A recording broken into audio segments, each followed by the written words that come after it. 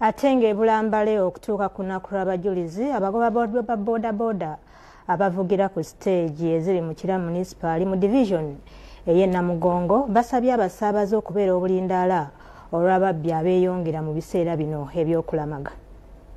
Ng'abantu beetegekera olunaku lw'okujjukira abajulizi e Namugongo ng'ennaku z'omwezi 3 ogw'omukaaga olubulako ennaku embala okuva kati abavuzi ba bodaboda balajja okusoomoozebwa kwe basanga mu kiseera kino. Bano bategeezezza nti obumenyi bw'amateeka busukka mu nnaku z'okulamaga naddala mu bitundu by'e Namugongo n'Ekira ng'abafere bangi beerimbika mu mulimu gwabwe n'ebiruubirirwa eby'okubba abasaabaze. Bakwatidde kyali wajja olina kaadi bw'okubira badi lulagano obitegeera nkubira nze meeya wa municipality yonna wano sirinaako kyalo wenkoma. Bassentebe ba bodaboda wamu ne chairman w'ekyalo ky'e Namugongo basabye gavumenti okubongera ku bukuumi mu biseera bino eby'okulamaga okusobola okukendeeza ku bumenyi bw'amateeka.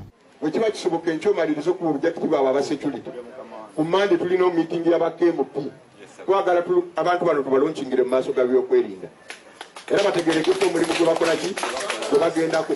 Tulabula abavuzi ba bodaboda bonna okwetooloola kumpi Kira Municipality obwere wa Kira ne bwe ova mukono ova Kampala munaddala wano mu Kasaka tulimu ak'okukyaza abalamazi bw'oba nga toyina kikwogerako mu Namugongo mu Kira Municipality weetantala. Abavuzi ba bodaboda bano basabye abasaabaze okwebeerera mu biseera bino kubanga abafere bangi. Mu ngeri y'emu batongozezza reflector jackets nga zino ziriko ennamba z'amasimu g'abakulembeze ab'enjawulo nga zaakugabibwa ku siteegi za bodaboda ez'enjawulo mu Kira, ekintu kye bagamba nti kyakulwanyisa obumenyi bw'amateeka. So tusazeewo okulonkinga reflector yaffe nti buli muvuzi waffe wa Kira Municipality alina okuba ng'alina reflector olw'ensonga nti kuliko ennamba kyangu mangu omumali